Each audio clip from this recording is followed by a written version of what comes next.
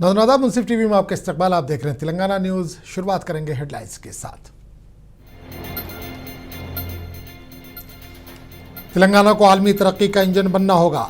JNTU अहम किरदार अदा करेगी। डिप्टी सीएम भट्टी विक्रमार्का की जेएनटीयू डायमंड जुबली तकरीब में शिरकत।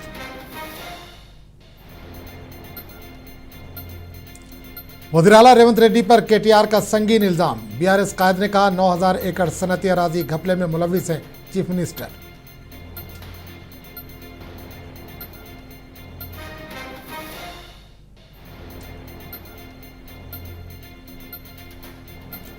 केटीआर के इल्जाम पर कांग्रेस का सख्त रद्दअमल। कहा फार्मूला ई रेस केस में गिरफ्तारी के खौफ से इल्जाम तराशी कर रहे हैं बीआरएस लीडर।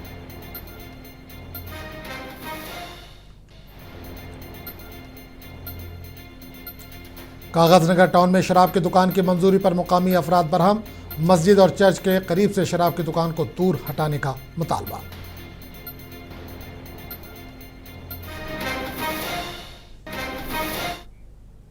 और अब खबरों की तफसील। सदर जमहूरियत द्रौपदी मुर्मू जुमे की दोपहर हैदराबाद पहुंची। बेगम पेट एयरपोर्ट पर इनका पुरतपाक इस्तकबाल किया गया। गवर्नर, वज़ीर आला, मरकजी वजीर जी किशन रेड्डी, रियासती वजीर Poonam Prabhakar, GHMC mayor Vijay Lakshmi, chief secretary Krishna Rao, DGP Shivdhar Reddy और दीगर आला हुक्काम ने सदर जमहूरिया का खैर मकदम किया।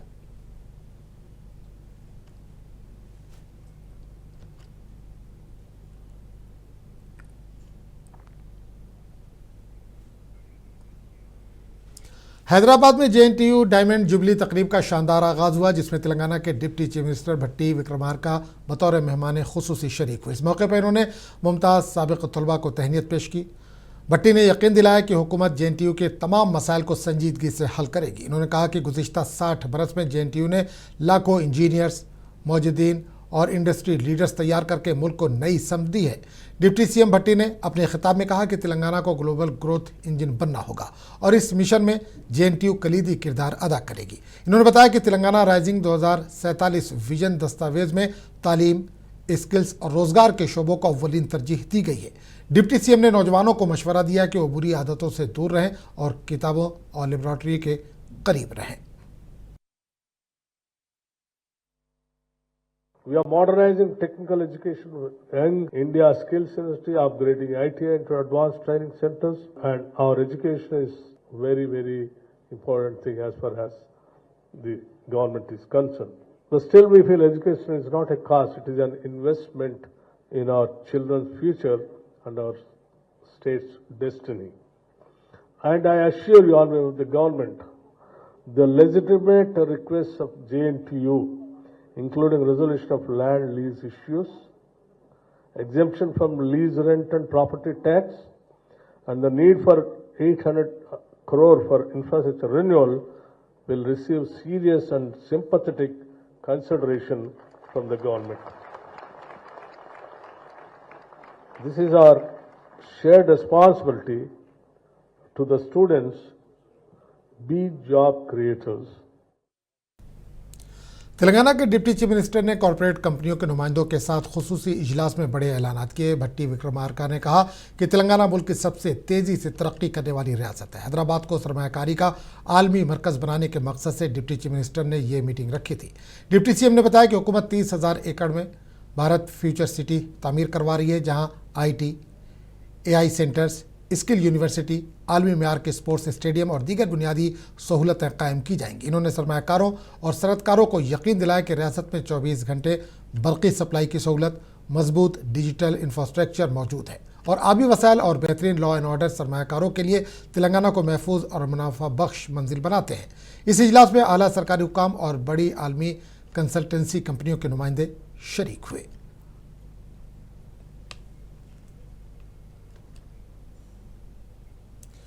फार्मूला ई कार केस में अपने खिलाफ प्रोसिक्यूशन के गवर्नर की तरफ से मंजूरी पर बीआरएस के वर्किंग सदर ने अपना मौक़िफ़ पेश किया।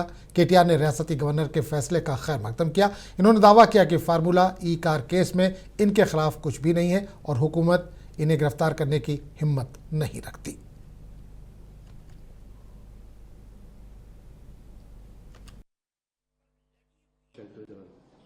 No, we welcome the governor's decision because I'm a law-abiding citizen. I will welcome any inquiry, any investigation, and I'll cooperate with every inquiry and investigation, and the law will take its own course. नहीं ठीक है, अगर हम कुछ गलती किए हैं तो डरेंगे, गलती तो कुछ किया ही नहीं. हम तो शायद पहले हिंदुस्तान के पहले राजनेता हैं जिन्होंने कहा कि हम लाई डिटेक्टर टेस्ट लेने के लिए तैयार हैं. मुझे एक राजनेता दिखाइए जिन्होंने ये सवाल किया आज इन्वेस्टिगेटिव एजेंसी को. तो मैं तो कुछ गलती किया. रियासती वजीर कोमट रेड्डी वेंकट रेड्डी ने फार्मूला ई कार रेस मामले में हुकूमत के मौक़िफ़ की वजाहत की. इन्होंने कहा कि बीआरएस रहनुमा केटीआर के खिलाफ मुकदमा चलाने की मंजूरी के लिए गवर्नर को भेजी गई फाइल में किसी सियासी इंतकाम का उनसर शामिल नहीं है और मुखालफिन को निशाना बनाने का कांग्रेस हुकूमत कोई इरादा नहीं रखती. We sent to permission to the Honorable Governor, ACB Court, not government. We are inquiring this case. Lastly, is given permission. Law will take its own course. There is no revenge politics. Congress will not do. What happened, you know, in formula case without the election code is there. Without in cabinet, without his minister's signature, they release the money. Government actually will lose approximately 160 crores first of all. Then we record something. Then 50 crores net loss to government of Telangana in that case. But the inquiry commission given the report. As per the report, law will take. Telangana में opposition BRS के कारगुजार सदर ने वज़ीर-ए-आला रेवंत रेड्डी पर संगीन इल्जामात लगाए हैं. KTR का कहना है कि रेवंत रेड्डी बड़े पैमाने पर ज़मीनों के घपले में मुलविस है. केटीआर का कहना है कि हैदराबाद के तकरीबन 9,500 एकड़ सनती अराजी वज़ीर-ए-आला के करीबी रिश्तेदारों और ख़ास साथियों के हवाले की जा रही है. इन्होंने इल्ज़ाम लगाया कि Hyderabad industrial lands transformation policy के तहत रेवंत रेड्डी तकरीबन 9,295 एकड़ अराजी को अपना ज़ाती एटीएम बनाने की कोशिश कर रहे हैं.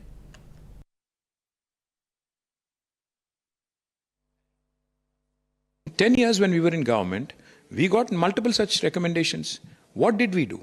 In 2022, one specific industrial area called as Azamabad Industrial Area, we brought in a bill, we brought in a legislation saying the original allottees of Azamabad Industrial Area, if they would like to convert their land into a mixed use, then they'll have to pay 100% of the SRO again. Or if the original allottee is not in possession of the land anymore and if it has changed hands, then it would be 200% of SRO value. But what is this government saying? Pay only 30% of SRO and I'll give it to you for eternity. This is an absolute loot. This is an absolute scam perpetrated by the chief minister and his real estate mafia, and 100% lakhs of crores worth of land. Because today, if you think about it, Ujjwal, in Hyderabad, this government cannot find a single square yard of land to build a house. In 2 years, they've not been able to build one Indirama house. In 2 years, they've not built one park. In 2 years, they've not been able to build even a single lung space for the city of Hyderabad. They've not been able to allot 1 acre for a graveyard or a cemetery. But on the other hand, they are giving away 10,000 acres of land just like that on a platter to private sector guys. For whose good, whose benefit? That's the question we are asking. What are the people of Telangana getting out of this transaction? This land belongs to the state of Telangana. See, I'm not permanent, you're not permanent, neither is Revanth Reddy. Now, we are all gone, but that land will remain, and that money will remain, that investment will remain, that treasure should remain with the people of Telangana. That's the main charge we are leveling against this government, that this is a loot, this is a fraud. BRS leader KT Rama Rao की जानिब से वज़ीर-ए-आला रेवंत रेड्डी पर लगाए गए land scam के इल्ज़ामात पर कांग्रेस ने सख्त रद्दमल जाहिर किया. कांग्रेस से एमएलसी बालमुरु वेंकट ने कहा कि केटीआर झूठे और बेबुनियाद इल्ज़ामात लगा रहे क्योंकि इन्हें फार्मूला ई रेस केस में मुमकिना गिरफ्तारी का खौफ लाहक है. इसी दौरान कांग्रेस के रुकने पार्लियामेंट सी कुमार रेड्डी ने भी कहा कि हैदराबाद लैंड स्कैम से मुतालिक इल्ज़ामात में कोई सच्चाई नहीं है.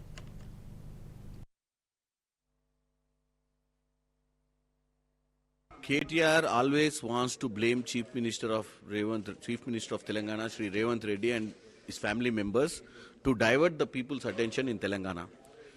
N number of times in the last 2 years, KTR has kept the press meets and did the allegations which are baseless. Even in the recent polls in Jubilee Hills, he said that this will be a referendum. Already people have given verdict to the Congress. he is not able to sleep properly because he was dreaming to become the Chief Minister of Telangana after his father. Now he lost that scope, so he is in the frustration.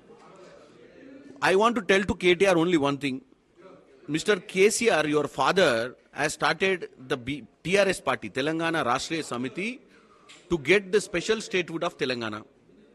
He always said to the people of Telangana while he was doing agitations that he doesn't want any power. He doesn't want to become chief minister. His children are settled in America who are doing well. They are not interested in politics. How come your sister Kavita became Lok Sabha and MLC? How come you came from US and became MLA and also minister? How come your cousin Mr. Harish Rao became the minister without becoming an MLA with the influence of your father?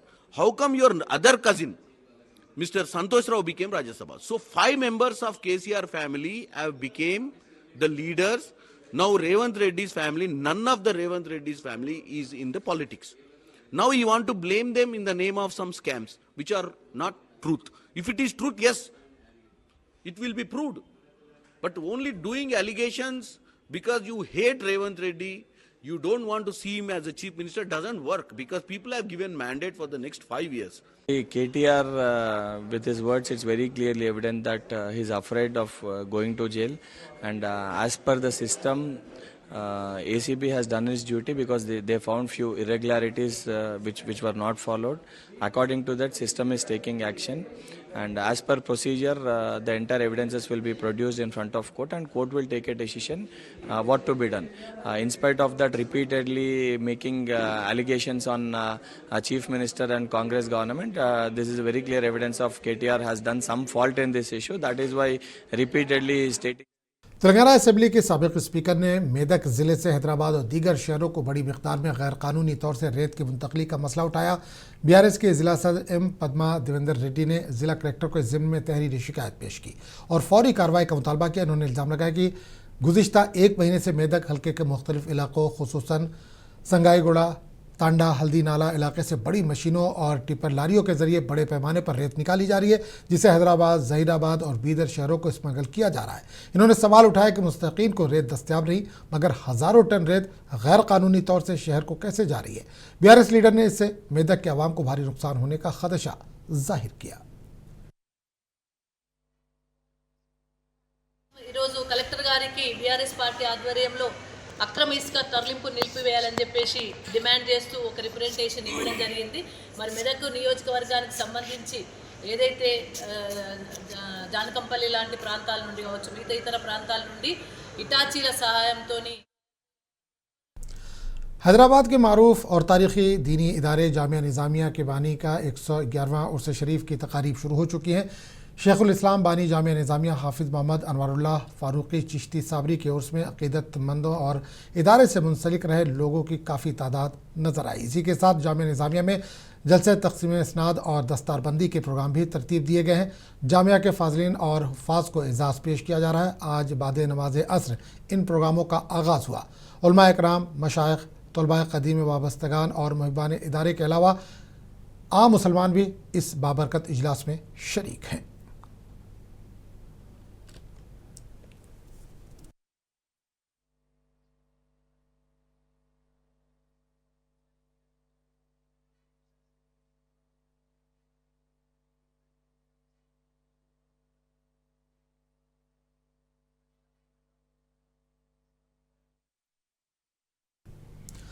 Komaram Bhim Asifabad ज़िले से खबर है। सिरपुर कागज़ नगर town में मस्जिद, church और school के करीब शराब की दुकान मंजूर किए जाने पर मुकामी अवाम ने सख्त नाराज़गी का इजहार किया। आज मुकामी लोगों ने मजलिस इत्तेहादुल मुस्लिमीन के मुकामी सदर के हमरा सब कलेक्टर शारदा शुक्ला से मुलाकात की। मुकामी अफराद ने हुक्काम से मुतालबा किया कि शराब की दुकान को मौजूदा मुकाम से हटाकर कम अज़ कम 100 मीटर दूर मुंतकिल किया जाए ताकि इबादत गाहों और तालीमी इदारे का तक़द्दुस बरकरार रहे। इन्होंने वाज़ेह तौर पर कहा कि अगर दुकान को वहाँ से फौरी तौर पर न हटाया गया तो आवाम के साथ मिलकर ज़बरदस्त एहतजाज किया जाएगा।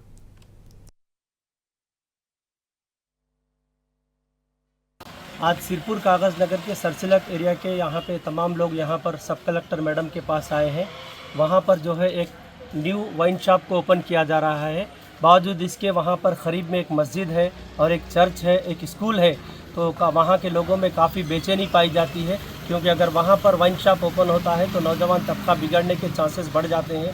तो ये बेचैनी को देखकर वहाँ के अफराद जो है, वहाँ के कॉलोनी के लोग जो है, सब कलेक्टर मैडम से मुलाकात करें और दूसरा जो है एक्साइज सीए साहब से भी मुलाकात करें। उनको भी एक मेमोरेंडम दिया गया है, सब कलेक्टर मैडम को भी एक मेमोरेंडम दिया गया है कि वहाँ पे वाइन शॉप ओपन होने से रोका जाए, क्योंकि बड़े अफसोस की बात है वहाँ पर 100 मीटर के डिस्टेंस में एक चर्च मौजूद है और वहाँ पर एक मस्जिद है, स्कूल है, बावजूद उसके मोहल्ले के लोग वहाँ पर जो है, अगर वाइन शॉप ओपन होता है तो नौजवान तबका बिगड़ने के चांसेस है। तो हमने सब कलेक्टर मैडम से ये रिक्वेस्ट की कि वहाँ पर वाइन शॉप को ना खोला जाए, बजाय उसके कहीं दूसरे जगह पर उसको मुंतकिल किया जाए। तो सब कलेक्टर मैडम ने हमें भरोसा दिया कि ये बात जो है हायर ऑफिसरों तक ले जाया जाएगा और अगर मुमकिन है तो सब कलेक्टर साहब तक भी इस बात को पहुँचाया जाएगा।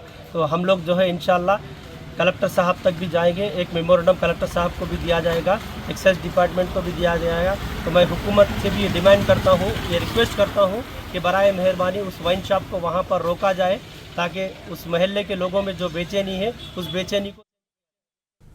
अमीर मिल्लत इस्लामिया मौलाना मोहम्मद हुसामुद्दीन आकिल जाफ़र पाशा ने मदीना के करीब बस्साने में शहीद होने वालों के लिए खुसूसी दुआ की। इन्होंने हैदराबाद में जामा मस्जिद दारुश्शिफा में आज नमाज जुमा के मौके पर खुतबा दिया। मौलाना ने मरहूमीन की मग़फ़िरत, दर्जात की बुलंदी और लवाक़ीन के लिए सब्र और हौसले की दुआ करते हुए कहा कि उम्मत को मुश्किल घड़ी में एक दूसरे का साथ देना चाहिए।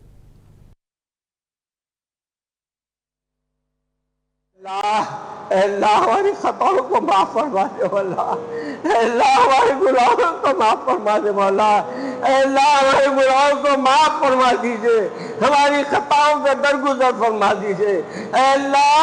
अल्लाह हमारे उठे हुए हाथों को खाली ना लौटा। मांगिए अकेले में अपनी अपनी दुआ मांगिए। आज इस घर की बरकत से अल्लाह हमारे कोई दुआ को, किसी की दुआ को खाली ना फरमा। अल्लाहु अकबर, अल्लाहु अकबर, अल्लाहु अकबर, अल्लाहु अकबर। ए मेरे मौला, सुबह ने उठाकर सुबह ने तेरे सामने अपनी अपनी मुनाजात रख दी है। अल्लाह हम सबके गुनाहों को ना देखिए, बल्कि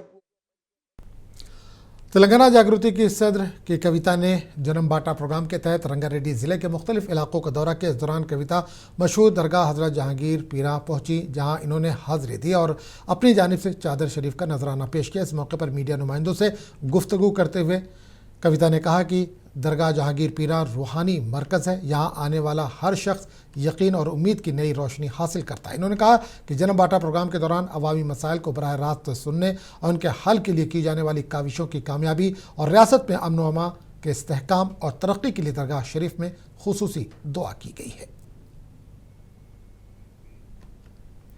आज हैदराबाद में भारतीय जनता पार्टी के रियासती दफ्तर में आत्मनिर्भर भारत संकल्प अभियान पर रियासती सतह के वर्कशॉप मुनक्किद की गई। इस मौके पर तेलंगाना बीजेपी के सदर एन रामचंद्र राव ने कहा कि मुल्क भर में हर शहरी को इस सोच के साथ आगे बढ़ना होगा कि भारत दुनिया में सफ़े अव्वल का मुल्क बनकर उभरे। इन्होंने कहा कि एक ज़माने में भारत अमेरिका और रूस जैसे ममालिक के इमदाद पर मुनहसिर था और मुल्क को थर्ड वर्ल्ड के तौर पर देखा जाता था, लेकिन वज़ीर-ए-आज़म मोदी की क़यादत में हालात बदल गए और आज भारत की दुनिया की चौथी सबसे बड़ी मईशत बनकर उभर रहा है। रामचंद्र राव ने कहा कि खुद किफ़ालत ही मुल्क की असल ताकत है। भारतीय मसनूआत के इस्तेमाल से न सिर्फ मुकामी सनत को फ़रोग़ मिलेगा, बल्कि मुल्क की दौलत बैरून मुल्क जाने से भी रुक जाएगी। इन्होंने कहा कि दरामदात कम करके मुकामी पैदावार और बरामदात को बढ़ाना आत्मनिर्भर भारत का बुनियादी मकसद है।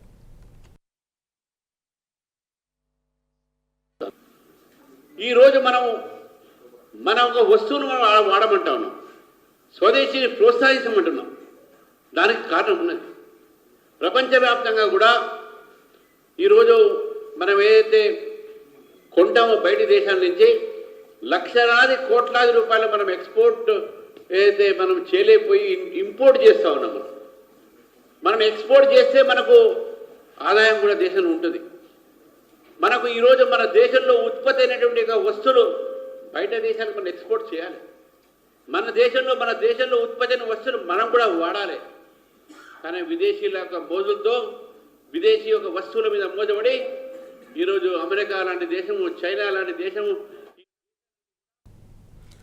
हैदराबाद के नामपल्ली से खबर है, यहाँ बुनकरों से मुतालिक इदारे में कोंडा लक्ष्मण बापूजी IIHT लेबोरेटरीज का इफ्तिताह अमल में लाया गया। वजीर handloom and textile T Nageshwar Rao ने इसका इफ्तिताह अंजाम दिया। इस मौके पर इन्होंने ऐलान किया कि वज़ीर आला रेवंत रेड्डी ने कोंडा लक्ष्मण बापूजी जयंती के मौके पर बुनकरों के कर्जों की माफ़ी का जो वादा किया था उसके मुताबिक हुकूमत ने 33 करोड़ रुपए जारी कर दिए हैं। जुमला के मुताबिक कांग्रेस की हुकूमत के क़याम के बाद से बुनकरों की फलाह के लिए कई स्कीमें शुरू की गई, जिससे बुनकर बिरादरी को मुसलसल रोजगार हासिल हो रहा है।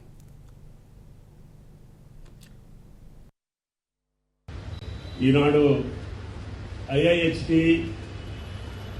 ల్యాబ్ని ప్రారంభోత్సవానికి అవకాశం ఇచ్చినటువంటి డిపార్ట్మెంట్ పెద్దలందరికీ, మేడం గారికి, ప్రిన్సిపల్ గారికి, పిల్లలకి, అందుట్లో శిక్షణ పొందుతున్నటువంటి 60 మంది విద్యార్థులకి ధన్యవాదాలు తెలియజేస్తా.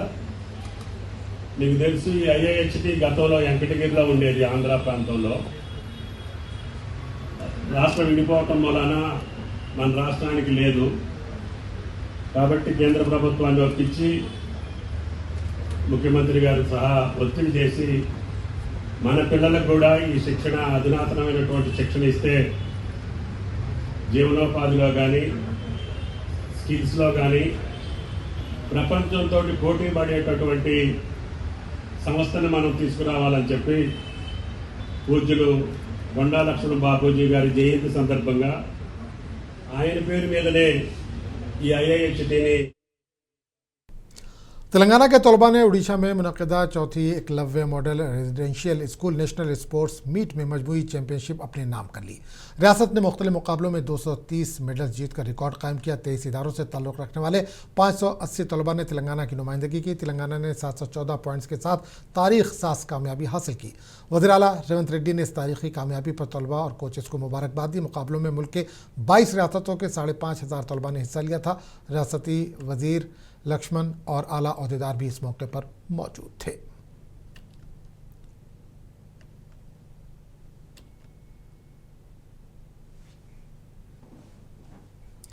हैदराबाद में Telangana north east connect film festival का आगाज़ कर दिया गया है। रियासत के गवर्नर जिष्णुदेव वर्मा ने आज इस इवेंट का इफ्तिताह किया। इस मौके पर रियासती वजीर सिनेमा कोमट रेड्डी वेंकट रेड्डी और FDC चेयरमैन दिल राजू भी मौजूद थे।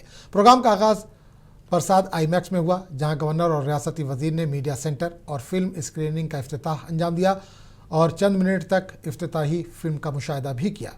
गवर्नर ने अपने खिताब में कहा कि ये फिल्म फेस्टिवल सिर्फ सकाफती तबादला ही नहीं बल्कि तेलंगाना और शुमाल मशरक़ी रियासतों के दरमियान सकाफत, सेहत, IT, women empowerment, creative arts और यूथ इंगेजमेंट जैसे शोबों में नए ताउन का प्लेटफॉर्म भी है।